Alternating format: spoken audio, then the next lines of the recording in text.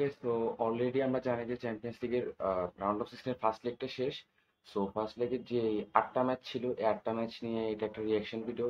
আমি 8টা ম্যাচের বেশ কয়েকটা ম্যাচ নিয়ে একটা রিভিউ দিয়ে দেবো। সো প্রথমে যদি কথা বলি পিএসজি আর লিভারপুলের match, football is cruel sometime. আসলে ফুটবল নিষ্ঠুর কিছু সময়। পিএসজি টোটাল ম্যাচটা ডমিনেট করে খেলছে একদম প্রথম থেকে শেষ পর্যন্ত, বাট পিএসজি ম্যাচটা জিততে পারে নাই। নিজেদের ঘরের মাঠে 1-0 হারলো এবং লিভারপুল জাস্ট একটা শট নিছে, একটা অন টার্গেট শট, একটাই গোল। সো এই ম্যাচ নিয়ে খুব বেশি কিছু বলা না। আবার ওই ম্যাচের সময় হচ্ছে বার্সেলোনা খেলাও ছিল, সো আমি বার্সার খেলাটার দিকে বেশি মনে দিচ্ছিলাম, এটা জাস্ট সাইডে ভাবে চালায় রাখছিলাম। বাট আমি ম্যাচটা দেখছি মোটামুটি, পরে হাইলাইটসও দেখছি।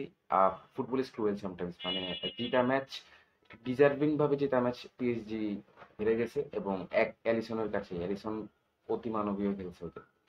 এরপরে সেকেন্ড যে ম্যাচটা নিয়ে কথা বলবো, ক্লাব ব্রুশ আর হচ্ছে অ্যাস্টন ভিলা, এটা খুবই স্ট্রেট ফরওয়ার্ড ম্যাচ ছিল। অ্যাস্টন ভিলা জিতছে, জেতার কথা, সেকেন্ড লেগে দাঁড়ায় ahead, এবং অলরেডি টাইটা ক্লোজ মোটামুটি বলা যায়। থার্ড যে ম্যাচটা রিয়াল মাদ্রিদ আর অ্যাটলেটিকো মাদ্রিদ, এই ম্যাচটা এখন পর্যন্ত টাই ক্লোজ হয়নি।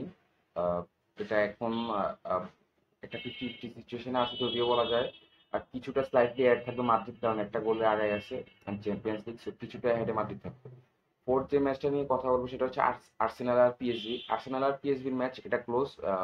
7-1 ভিক্টরি ফর আর্সেনাল, এবং সেকেন্ড লেগের ম্যাচে যাওয়ারও কোনো দরকার দেখতেছি না। এটা easily Arsenal quarter final qualify করে ফেলবে। রিয়াল মাদ্রিদ বা অ্যাটলেটিকো মাদ্রিদের মধ্যে যে কোনো একটা টিম ওদের প্রতিপক্ষ হবে। এরপরে যে ম্যাচটা নিয়ে কথা বলবো সেটা হচ্ছে বার্সেলোনার বেনফিকা। এটা একটা নাটকীয় ম্যাচ ছিল। আমরা 30 মিনিটের কাছাকাছি সময় রেড কার্ড খাই। দেন হচ্ছে পুরোটা সময় আমরা 10 জন নিয়ে খেলি। বার্সেলোনা জাস্ট আমরা একটা প্রে করতেছিলাম কোনো মতে ড্র করে আসলে আমাদের জন্য এটা জিতের মতো, বাট আমরা 1-0 জিতে আসছি।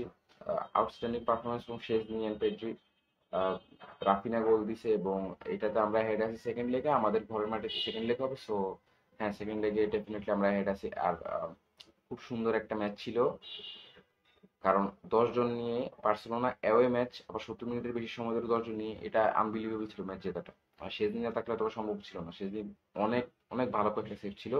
ম্যান অফ দ্য ম্যাচ যদি পেট্রি হয়েছে, বাট আই থিঙ্ক সেদিন হতে পারতো man of the match.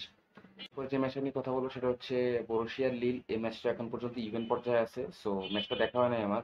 Second লেগেই এটা ডিসাইড হবে যে বার্সেলোনা যদি জিতে, বার্সেলোনার প্রতিপক্ষ কে হবে। বায়ার্ন মিউনিক লেভারকুসেন, বায়ার্ন মিউনিকের খুব ইজি একটা ভিক্টরি ছিল, খুবই স্বাভাবিক ছিল। ইউসিএল হেরিটেজ বলেন এবং অন্যান্য বিষয়ের দিক থেকে বায়ার্ন মিউনিক এগিয়ে ছিল, এবং বায়ার্ন মিউনিক একটা ডিজার্ভিং ভিক্টরি পেয়ে গেছে লেভারকুসেনের সাথে। সেকেন্ড লেগের ম্যাচ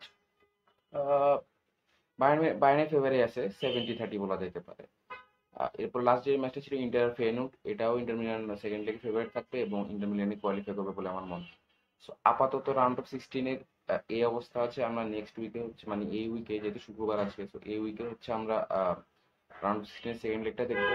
দেখা যাক কি হয়, কে কার অপোনেন্ট পরে কোয়ার্টার ফাইনালে, এটা আহ, দেখার জন্য আমরা অপেক্ষা করতেছি। সো আর best of luck to every team, specially to Barcelona. আমাদের এই সিজনে ইউসিএল এ ভালো করাটা খুবই গুরুত্বপূর্ণ, কারণ বেশ কয়েকটা বছর থেকে আমরা ইউসিএল এ ভালো করতেছি না। এবার আমরা টাইটাও মোটামুটি ইজি পাইছি বলা যায়।